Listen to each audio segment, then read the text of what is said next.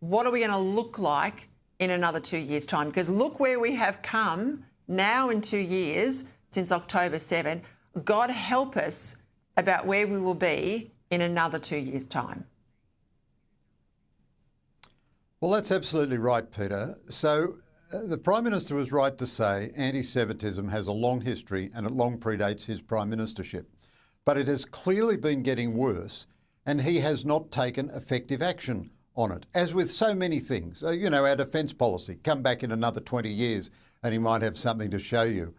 The problem for the Prime Minister is this. Everybody says they're against anti-Semitism. Indeed, quite a lot of Islamists say they're against anti-Semitism. It's an easy statement to make in general. But where does anti-Semitism brew in our society? It brews in universities. It brews in radical preachers at mosques. It brews in these hateful demonstrations every week with their loaded anti-Semitic slogans and terrorist symbols. Now, to take action in any of those three fields, to try to reform a university, to try to limit or expel or charge a hate preacher, to try to change the way these demonstrations go, means you will meet resistance. You will have trouble. You'll have institutional resistance from the forces of anti-Semitism in Australia. Now, the Albanese government is not only an incompetent government, it is a cowardly government.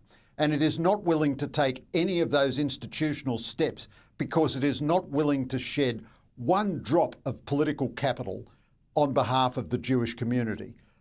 You know, it'll make kumbaya statements. It looks bewildered about how its own inaction and foolish concessions to anti-Semitic forces on the left have contributed to this disaster. And it is just not willing to take any meaningful action. And you can't change a crisis like this just with a kumbaya press release and a bit of tightened gun control. I mean, I agree with you completely. I'm a conservative, not a libertarian. I'm happy to have more gun control and I'm happy to have certain limits on free speech. I used to wonder whether it was right to outlaw Nazism in Western Europe. I now strongly support that. But of course, Jews are not being killed by Nazis in our society. They're being harassed by forces on the far left and in the tradition of Islamist anti-Semitism. And this government has done nothing effective about it.